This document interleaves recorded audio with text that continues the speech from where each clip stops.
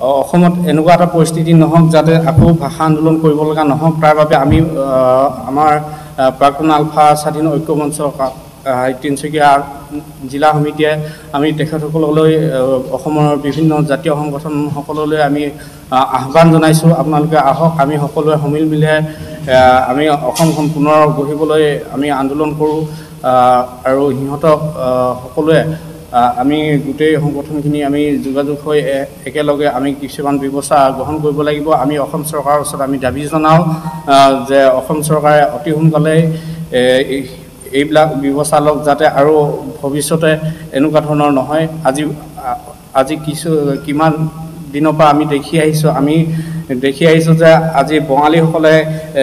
অসমীয়া স্বাভিমানত বাৰে বাৰে আশা ভাঙি আহিছে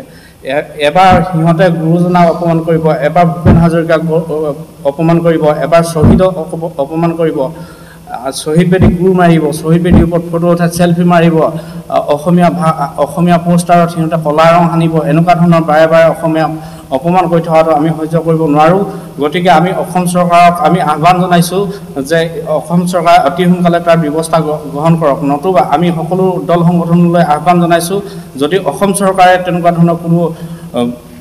ব্যৱস্থা গ্ৰহণ নকৰে তেতিয়াহ'লে অতি সোনকালে আমি সকলোৱে সমিল মিলেৰে আমি ব্যৱস্থা কৰোঁ আৰু আমি এটা কথা আমি অসম চৰকাৰলৈ আহ্বান জনাইছোঁ যেতিয়ালৈকে অসম চৰকাৰে এনেকুৱা ধৰণৰ ব্যৱস্থা অতি সোনকালে গ্ৰহণ নকৰে তেতিয়াহ'লে আমি আমাৰ ফালৰ পৰা ব্যৱস্থা গ্ৰহণ কৰিম আৰু আমাৰ ফালৰ পৰা যেতিয়া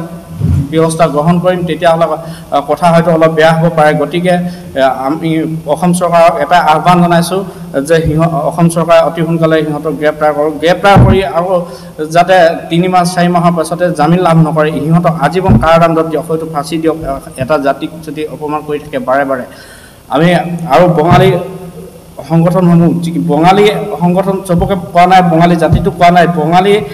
নামত কিছুমান পাভত গজা সংগঠনে বঙালী নামত দেলাল কৰি থকা কিছুমান সংগঠনক আমি সকীয়াই দিছোঁ সিহঁতে যাতে আৰু পাছত এনেকৈ ভুল নকৰে আমি কিছুদিনৰ আগত এখন সংবাদ মাধ্যমৰ জৰিয়তে আমি কৈছিলোঁ যে এনেকুৱা ধৰণৰ ভুল নকৰিব এনেকুৱা ধৰণৰ কাৰ্যকলাপ নকৰিব আৰু কৰিলে পৰিণাম বেয়া হ'ব পাৰে বুলি তাৰ কিছুদিন হোৱাই নাই খুব কম দিনৰ ভিতৰতে আকৌ এনেকুৱা ধৰণৰ অসমীয়া জাতিক অসমীয়া স্বাভিমানৰ আঘাত শুনা আকৌ এনেকুৱা ধৰণৰ কাম কৰিবলৈ সক্ষম হৈছে গতিকে আমি সকীয়াই দিছোঁ এবাৰ পাছত যদি আকৌ এনেকুৱা ধৰণৰ কিছুমান কাৰ্যকলাপ হ'বলৈ হয় তেতিয়াহ'লে আমি চৰকাৰলৈ অসমৰ প্ৰশাসনলৈ কোনো বাদ নাচাই আমি নিজে ব্যৱস্থা গ্ৰহণ কৰিবলৈ বাধ্য হ'ম ধন্যবাদ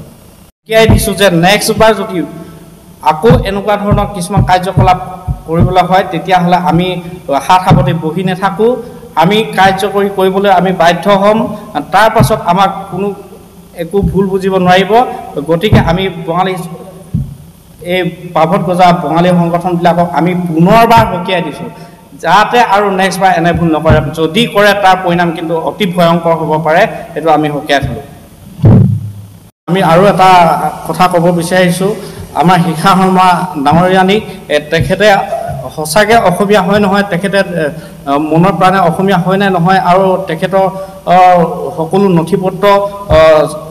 আমি পৰীক্ষা কৰিবলৈ আমি চৰকাৰক আহ্বান জনাইছোঁ তেখেতৰ নথি পত্ৰ অকল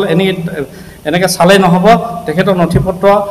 সঁচাকৈ ভালকৈ পৰীক্ষা কৰক আৰু তেখেত হয়তো বাংলাদেশী হ'ব পাৰে কাৰণ কেলৈ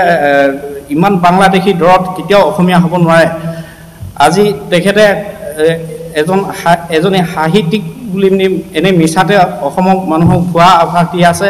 তেখেত হৈছে এগৰাকী ৰাজনীতিবিদ তেখেতে কিছুদিনৰ পাছত হয়তো কিছু দলত জইন কৰি টিকেটৰ লালসাত এনেকুৱা ধৰণৰ চৰকাৰক বিৰোধ কৰি সেই আজি বাংলাদেশীসকলক সমৰ্থন জনাই আছে আৰু শ্বেমান আলী ডাঙৰীয়াকো সেই একেধৰণৰ ব্যৱস্থা ল'বলৈ আমি চৰকাৰক আহ্বান জনাইছোঁ দুইজন হয়তো বাংলাদেশী হ'ব পাৰে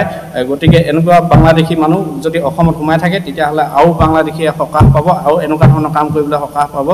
আজি সেই উচ্ছেদৰ কাৰণে সিহঁতে বিৰোধ কৰাৰ কাৰণ কি ইয়াত থকা মানুহখিনিতো কি প্ৰকৃত অসমীয়া হয়নে ভালকৈ অসমীয়া ক'ব নাজানে তাত গৈ সংবাদ মাধ্যমে কিছুমান সিহঁতৰ বাইক লৈছে ভালকৈ অসমীয়া ক'ব নাজানে কোনফালৰ পৰা অসমীয়া বুলি সিহঁতক বিশ্বাস কৰিব গতিকে আমি শিখা শৰ্মা